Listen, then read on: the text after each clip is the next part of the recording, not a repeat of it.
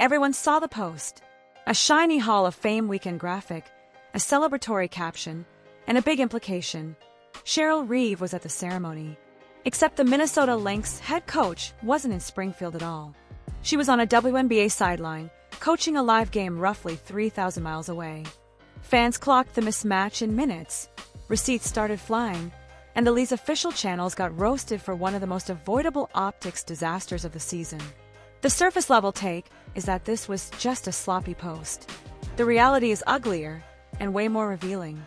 Tonight, we're taking you past the PR gloss into the pipeline that produced this gaffe, the internal power dynamics it exposed, and what it says about how the league is trying to grow faster than its infrastructure can handle. Because this wasn't just a wrong place, wrong time moment. It was a flashing warning light on the WNBA's entire content strategy on Hall of Fame weekend of all weekends.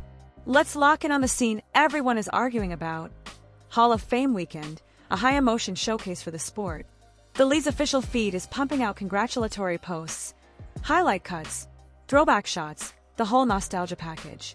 Then comes the Cheryl Reeve moment, a post that reads, "To ordinary fans, like she's attending the ceremony." Meanwhile, in real time, the Lynx are playing on the West Coast. Announcers are talking matchups and adjustments. Reeve is pacing the sideline, calling sets, burning timeouts. Fans watching the game cross-reference the league's post and ask the obvious question, how can she be there if she's here?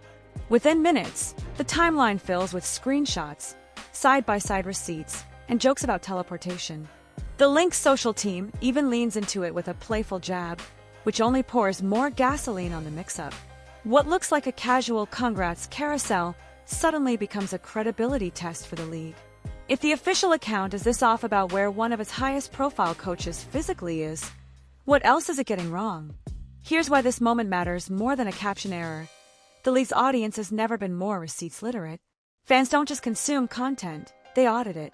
They remember last month's quote, last week's box score, and last night's camera angle. And the Hall of Fame but also coaching dissonance didn't require deep sleuthing. You had a live game, widely available schedules, and a viral clip of Reeve on the sideline in a completely different time zone. That's what makes the backlash so sharp. People aren't mad because they want to nitpick a comma. They're mad because they feel like the official voice of the league is mass-producing narratives that don't match reality.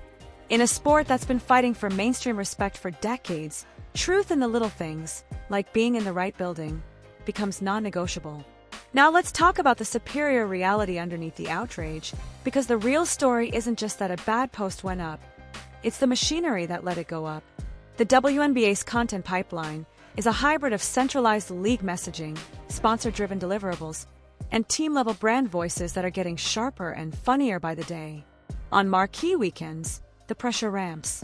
You're saluting legends, feeding multiple platforms, meeting partner obligations, and turning around clips at the speed of the scroll. That's where templates, pre-scheduled blocks, and batch asset packages come in. It's efficient until it isn't. If you don't have ironclad checks that account for real-time conflicts, you get exactly what we saw. A post that feels corporate clean but context blind, published at the worst possible moment. That's not a single intern's mistake. That's a system failure. There's another layer most people miss. When growth spikes, the first thing to break is usually communications. Hall of Fame weekend created a crowded message stack, honoring iconic names, cross-promoting with partners, and chasing real-time highlights from active games. The job is hard, but the cost of getting it wrong is brutal, because fans now read every choice as a statement of priorities. Post a Hall of Fame, attendance, shout while a coach is actually coaching, and the immediate conclusion is, the league's official channels are too busy serving a pre-written storyline to notice the live product unfolding in front of them. That's why the joke landed so hard about two places at once.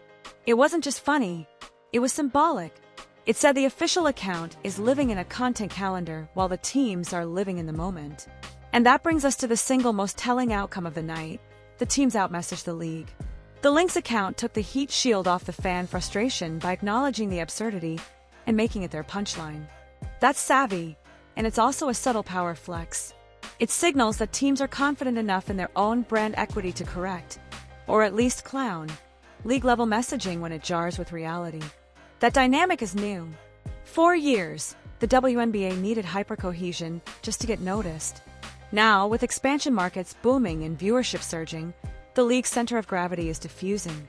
Fan identities are forming around team voices that feel human, funny, and plugged into what actually happened that night. When the official account gets it wrong, and a team account gets it right, fans choose the account that respects their intelligence. Zoom out and consider the optics. This happened during a weekend meant to celebrate the women who built the sport, players and coaches who earned basketball immortality. Instead of a clean victory lap, the discourse gets hijacked by a basic question of, was she even there? That's not a minor PR ding. It reframes the entire weekend for casual fans who only catch a few posts and a couple of clips. The story becomes less about the greatness of the inductees and more about the credibility gap in the league's own storytelling.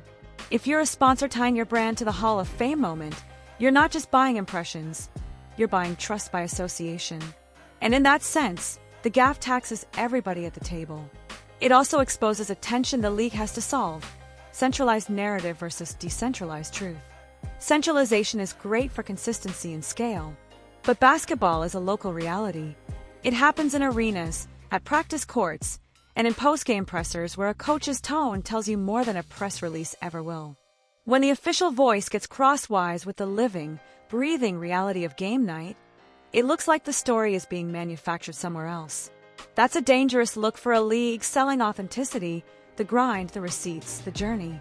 When the receipts say, Coach Reeve is on the sideline in San Francisco, your captions can't say, Coach Reeve is in Springfield.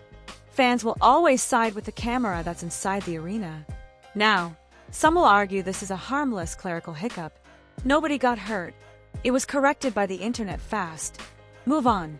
But that logic misses how fans actually operate in 2025.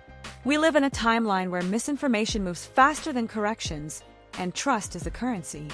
Once the official account posts something noticeably off, it takes on a second life as meme fuel and proof of they're not paying attention. And once users tag it as they're not paying attention, every future post gets graded on a harsher curve. That's how you end up with an audience that discounts even the legitimate wins because they assume the packaging is playing them. In a league with this much momentum, you can't afford to leak trust on the timeline. What should have happened? In a perfect world, the Hall of Fame package gets built with two guardrails. First, a real-time conflict check. If a subject is actively in a game window, the copy must explicitly clarify that you're honoring them, not placing them. Saluting Cheryl Reeve on Hall of Fame weekend while she coaches tonight lands clean. Second, a final-mile human pass from someone embedded in game ops or team comms, someone who knows where people physically are. That extra 30-second check is the difference between a clap and a clapback. And if the pipeline can't support that check on busy weekends, then the pipeline isn't ready for busy weekends. There's a reason this particular gaffe stings more than your average typo. Cheryl Reeve isn't just any coach. She's a face of the league, a builder of a modern dynasty, and for better or worse, a lightning rod who has been at the center of some of the sport's loudest debates. Messing up a post about someone that's central doesn't read as random. It reads as symbolic of a rush to package moments rather than present them honestly. And the fact that fans caught it instantly tells you how closely they're watching. That's a gift if you respect it, and a problem if you don't. Here's the part nobody wants to hear. This won't be the last test. The WNBA is scaling into a new era with expansion storylines, superstar discourse, and legacy weekends colliding on the same calendar. The content demands are only going up, not down. That means the league office has to evolve from publish everything fast to publish everything true. The teams have already figured this out because they live at court level, where an incorrect caption gets you clowned by your own season ticket holders before you even hit send. League channels don't get that instant feedback loop unless something goes wrong. And when it goes wrong in public, it goes wrong loud. So what does fixing it look like? Start with humility in the copy. If the post had used language that clearly separated a salute from a presence, this conversation wouldn't exist. Then build in platform-specific context notes. If you're posting across time zones on a night with live games, mention the game. Add a standard, tonight in tag for active team personnel. Empower team comms to hard stop a league-level post that conflicts with game reality. And this one matters. Celebrate the correction publicly when you get it wrong. Fans don't expect perfection. They expect honesty. An embarrassed joke from the Lynx account did more to defuse the situation than any quiet delete ever could. Here's the real bottom line. The expectation is that a Hall of Fame weekend is bulletproof, glossy, reverent, impossible to mess up. The reality is that the league's content engine cracked under the weight of its own schedule, and fans caught it instantly because they're smarter than ever.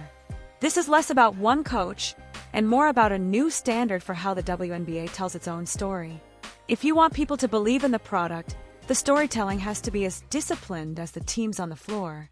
The difference between a celebration and a controversy was a single line of copy and a simple check of a live schedule.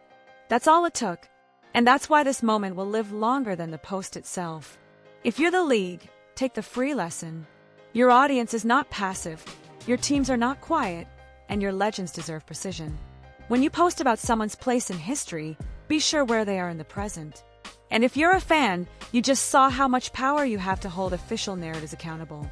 The scroll is a scoreboard now. Everyone can see it. And on Hall of Fame weekend, the team that won the night wasn't the one with the templated caption. It was the one that respected reality, even if it came with a wink.